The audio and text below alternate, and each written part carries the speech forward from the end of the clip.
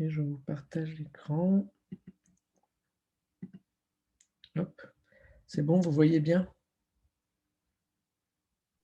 Oui, c'est bon. Parfait, merci.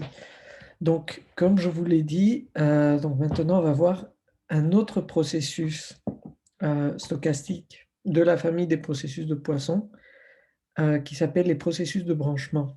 Ok. Donc, alors comme la dernière fois, je vais vous expliquer un peu le système, comment est-ce que ça va marcher. Alors, on va commencer avec une population d'individus, donc à n, à l'état n, on a un certain nombre d'individus. On va dire que les individus à cette génération, qui existent au temps n, c'est la génération n. Okay. Et on imagine que chaque individu peut avoir un certain nombre de descendants. Donc, par exemple, cet individu-là n'a pas eu de descendants, celui-là en a eu 2, celui-là en a eu 1, celui-là n'en a pas eu. Et ce sont ces descendants-là qui vont nous donner la génération suivante, donc la génération n plus 1, et ainsi de suite. Donc ça va être le fonctionnement du système. Alors, juste pour un aspect historique, donc ce système a été développé par Galton et Watson au XIXe siècle, et c'était pour étudier l'évolution des noms de famille, en fait. Ils étaient assez angoissés à l'époque parce que les noms aristocratiques en Angleterre disparaissaient, ou ils avaient peur qu'ils disparaissent, et ils avaient fait ce modèle pour voir l'évolution des noms de famille, enfin voilà, l'évolution des noms de famille à travers les générations. Alors, donc dans ce cas-là, on imagine, donc les hypothèses sous-jacentes à ce modèle, c'est que on a une sorte de reproduction de génération en génération, c'est-à-dire que chaque individu ne va vivre qu'un pas de temps, si vous voulez. Donc, il ne va pas pouvoir survivre 2 ou 3 générations. Une fois qu'on passe d'une génération à l'autre, tous les individus de la génération N meurent. Donc à la fin, on n'a que les individus enfants. Voilà. Donc ça, c'est l'une des hypothèses clés. L'autre hypothèse, ça va être le nombre d'enfants que peut avoir un individu, qui peut aller de i, pardon, jusqu'à, enfin, le nombre de descendants d'un individu i à la génération n va être noté comme une variable aléatoire x, i virgule n, i dénotant l'individu, n dénotant la génération. Et ça peut aller de 0 jusqu'à voilà, jusqu'à un certain nombre n, disons, et ça sera toujours des entiers. Donc on va avoir un nombre d'entiers de descendants, ce qui est assez logique. Ensuite, on va donc étudier la probabilité donc, que l'individu i à la génération n ait un nombre de descendants égal à k. Donc ça va être la distribution qu'on va voir, donc c'est notre variable aléatoire ici, et ça va être égal à P de K. Donc on va imaginer dans ce cas-là, qu'est-ce que ça veut dire? Que ça sera indépendant de la génération et de l'individu. Donc ça va juste dépendre du nombre de descendants qu'on va avoir. Ceci nous amène à l'hypothèse suivante, qui est de dire que ces variables aléatoires vont être indépendantes et identiquement distribuées. Donc, pour chaque individu et pour chacune des générations, la distribution du nombre d'enfants qu'un individu peut avoir sera la même, et elles seront indépendantes. Donc, ce n'est pas parce que cet individu-là aura plus de descendants que celui-là en aura moins. Voilà, et ensuite on va dire que l'état ou la taille d'une génération sera tout simplement la somme d'enfants que pourra avoir chacun des individus de la génération en question. Donc qu'est-ce qu'on fait ici? On dit que Z au temps n plus 1, donc l'état de la génération n plus 1, c'est tout simplement la somme des enfants que vont avoir chacun des individus I de la génération actuelle. Donc ici, vous voyez que la somme va de 1, le premier individu, jusqu'au ZN énième individu. Donc, sachant que à la génération I, par exemple, donc ici à la génération N, imaginons, on en a ZN individus. D'accord? Tout simplement, ça veut dire que combien d'individus on aura à la génération suivante? Bah, le nombre d'individus est déterminé par la somme du nombre d'enfants que chacun des individus de la génération actuelle pourra avoir. Et on imagine, donc ça c'est une hypothèse en plus, qu'à la génération 0, on commence avec un seul individu. Donc typiquement, ici, vous pouvez, est-ce que quelqu'un peut me dire quel est l'état de la génération N dans ce schéma-là?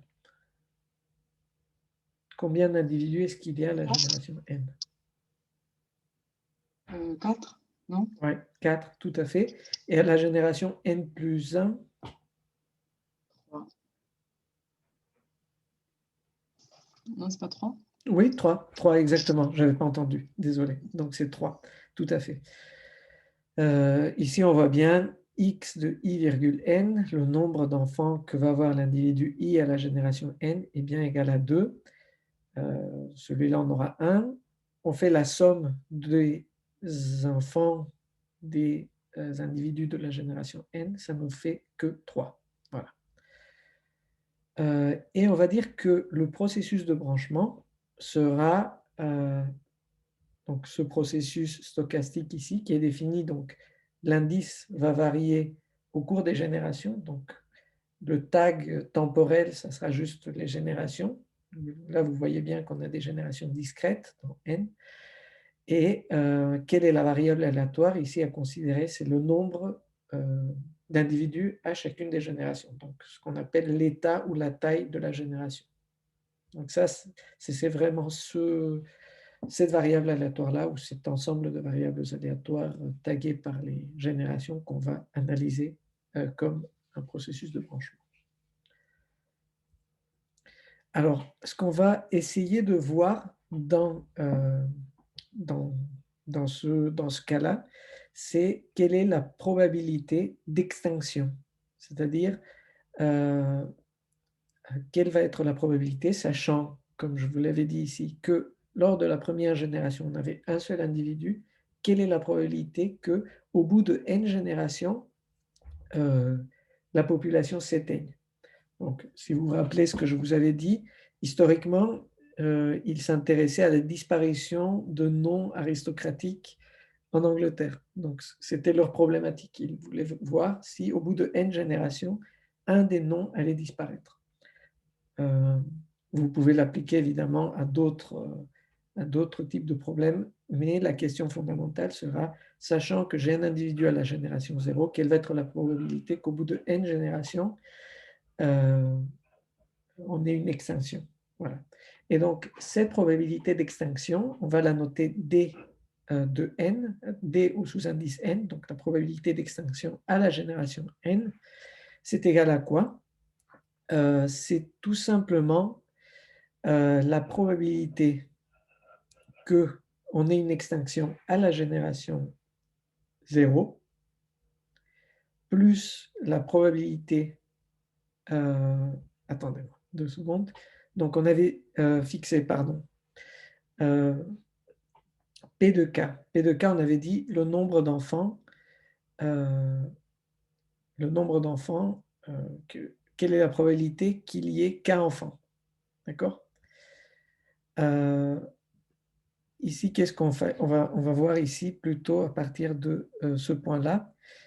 D de n-1, ici, ça va être la probabilité que, regardons ici, donc, D de n, c'est la probabilité d'extinction à partir de 0 jusqu'au temps n, d'accord?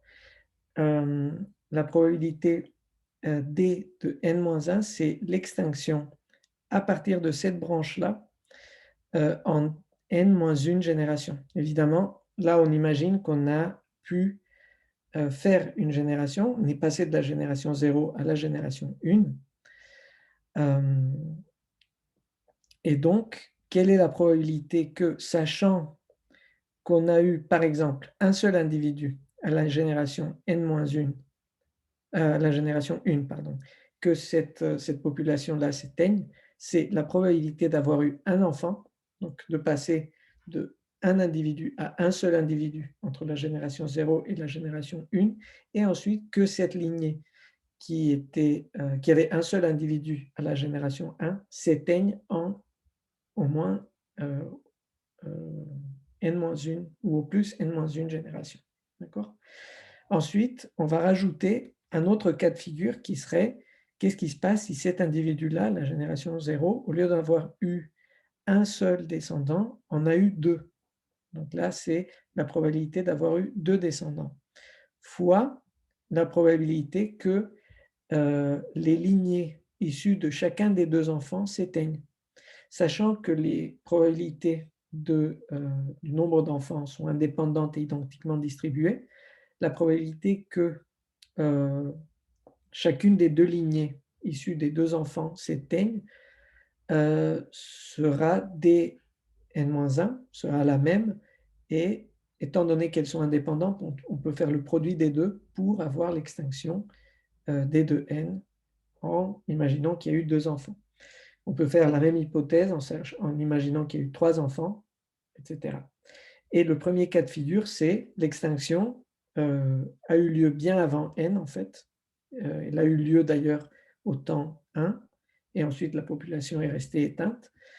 Et ça, c'est quelle est la probabilité qu'à partir d'un individu, on ait zéro descendant, donc c'est P de 0. Donc c'est la probabilité que notre premier individu n'ait pas de descendant, donc que le nombre d'enfants soit égal à 0.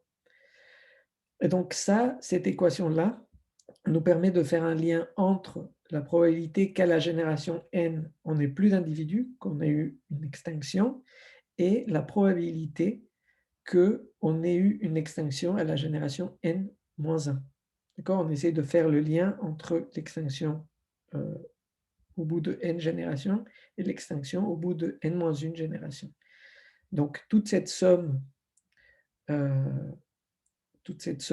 pondérée et avec des termes d de n-1 avec des puissances peut être explicitée comme étant une fonction de d de n-1. Donc on peut dire que l'extinction au temps n est une fonction de l'extinction au temps n-1. Et on peut dire donc que la probabilité d'extinction ultime, donc quelle est la probabilité que au bout d'un nombre infini de générations, la population s'éteigne, bah, ça sera tout simplement la limite de d de n lorsque n tend vers l'infini. Donc, quelle est la probabilité qu'à la fin des temps, notre population s'éteigne.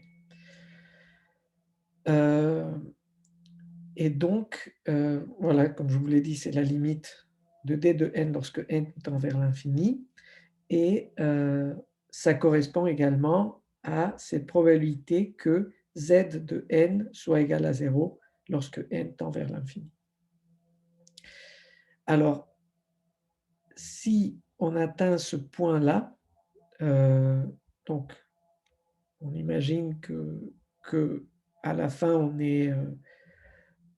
on atteint une certaine limite, on va essayer de regarder le cas où d est égal à h de d.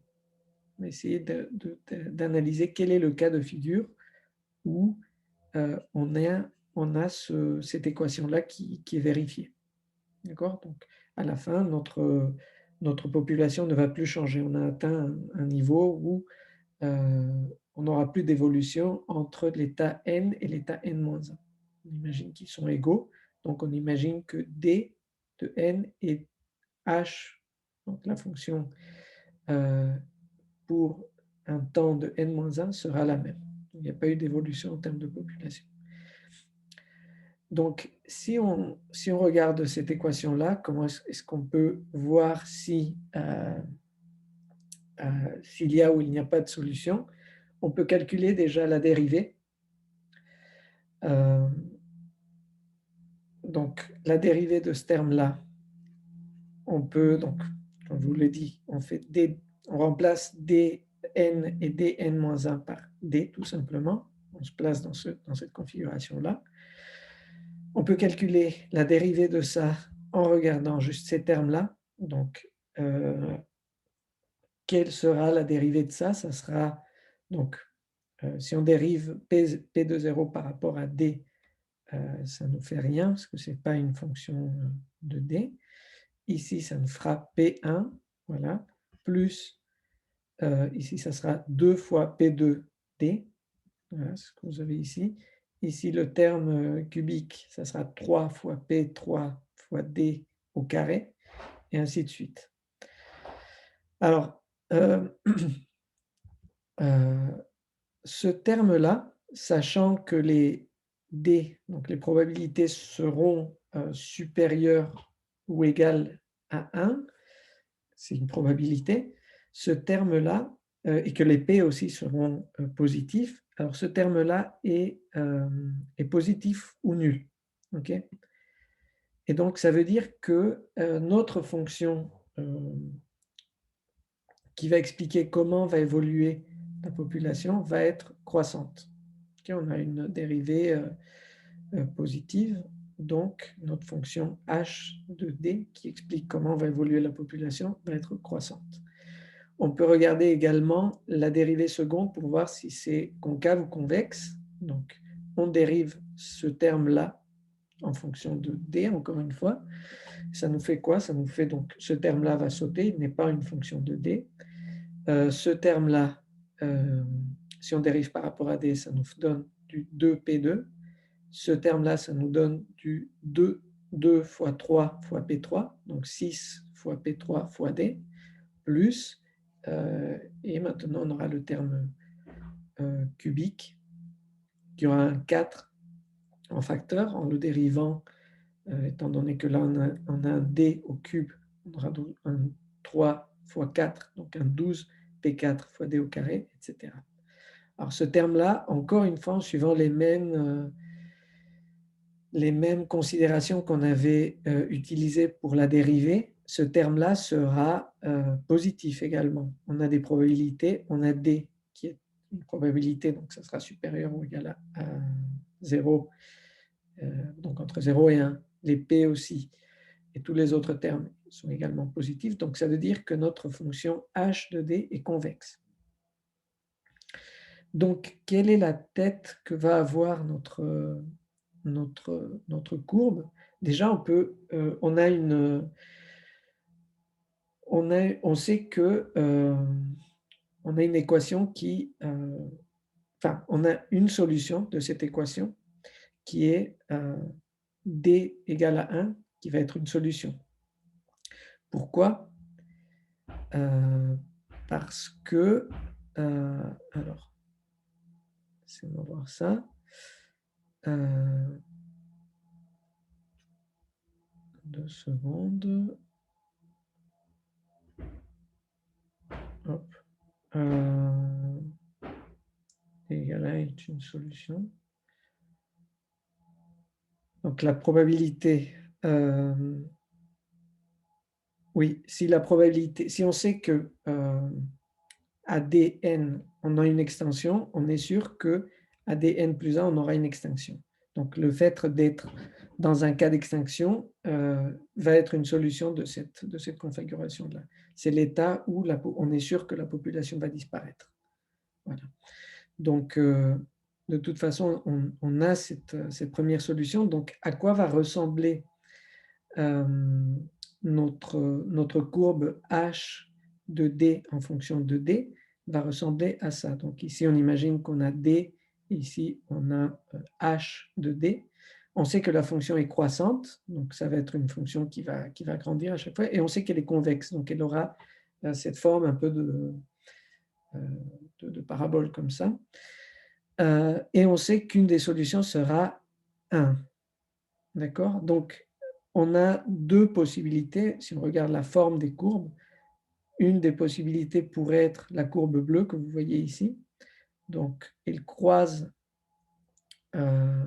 la courbe d'équation h de d égale à d, donc la courbe x égale y qui est en noir ici, enfin de la ligne x égale y en noir ici, elle la croise en 1, ensuite elle descend en dessous de cette ligne-là et elle recroise pour une valeur de d qui va être supérieure à 1. Alors, ce cas de figure-là ne nous intéresse pas parce qu'on est en train on aurait une solution pour cette équation-là qui serait à d supérieur à 1. D étant une probabilité, elle ne peut pas être supérieure à 1, donc de ce cas de figure-là ne nous intéresse pas. On peut avoir l'autre cas de figure qui est ici en rouge, où notre courbe va d'abord croiser une première fois la droite x égale y pour une valeur qui est entre 0 et 1, et ensuite une deuxième fois euh, pour, euh, pour la valeur de 1, donc pour d est égal à 1. Et on aurait un troisième cas de figure qui est que le seul point d'intersection sera d est égal à 1. Voilà, donc là, vous pouvez imaginer une courbe similaire, mais avec comme seul point d'intersection le point d est égal à 1. Alors, deux cas vont nous intéresser. Donc, le premier cas qui n'est pas super intéressant, mais qui est réaliste quand même, qui est le point où il y a un croisement, juste un seul croisement, avec d est égal à 1. Donc, dans ce cas-là, ça veut dire que la seule limite possible sera celle de l'extinction.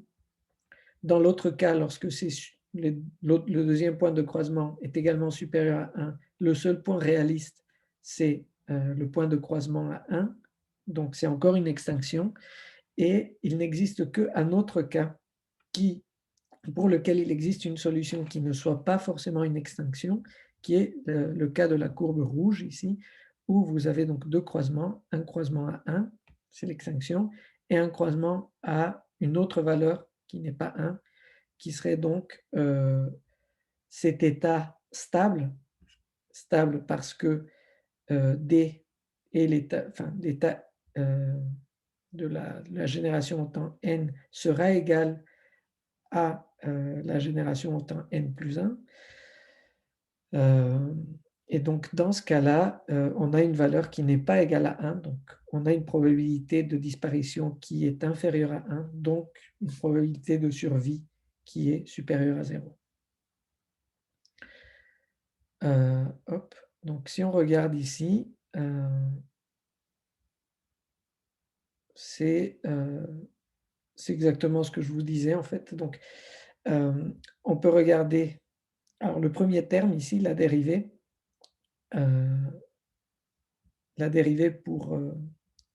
en prenant d égale à 1, nous donne en fait en plus le nombre moyen d'individus, l'espérance d'individus qu'on pourrait avoir. Et en fait, c'est ce terme-là qui va nous permettre de voir si on est dans le cas rouge ou dans le cas bleu. Si jamais,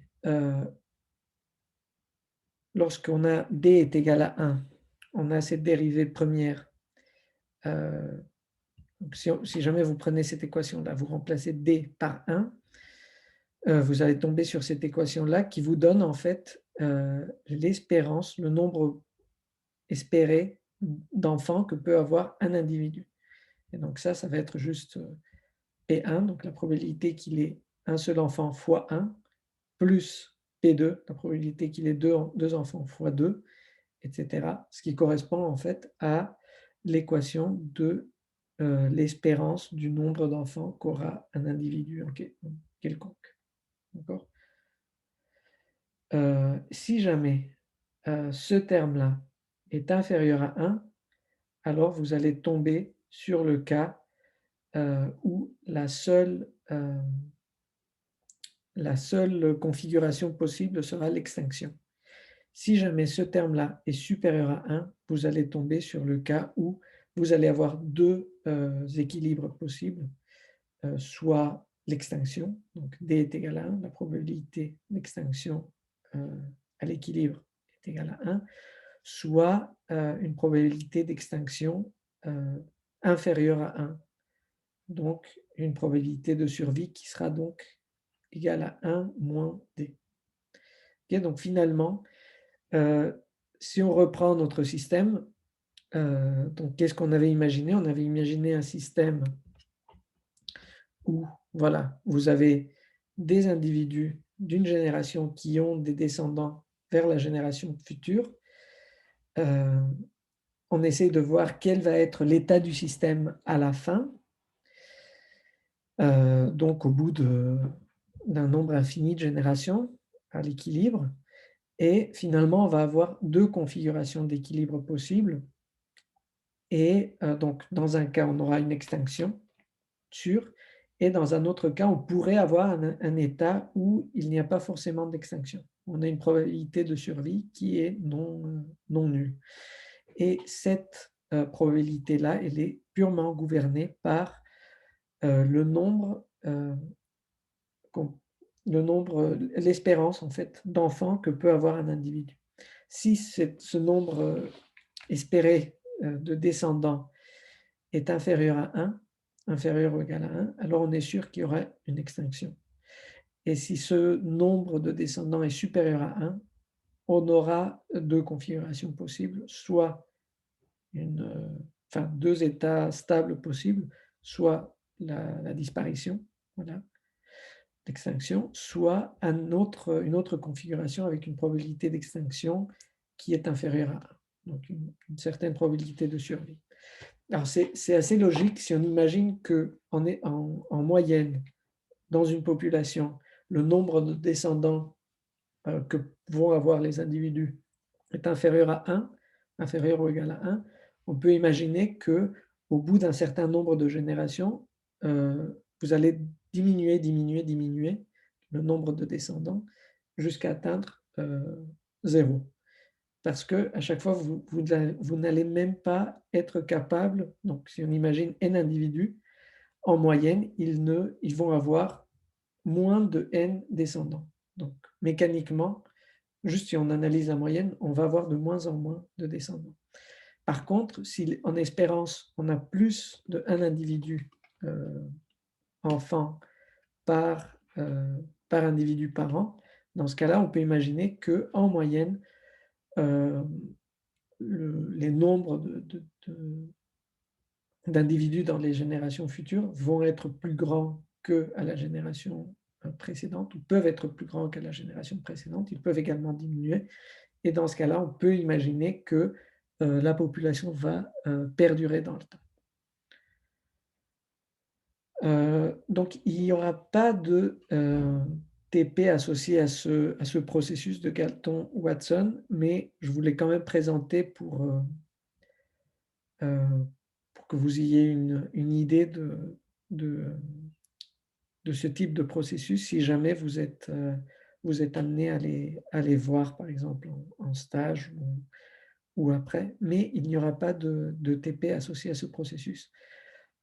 Vous voyez de toute façon que on regarde encore une fois le nombre de descendants qu'il va y avoir au fur et à mesure dans la population, et il y aura des ressemblances avec le processus qu'on avait vu la dernière fois. OK? Donc je vais arrêter le partage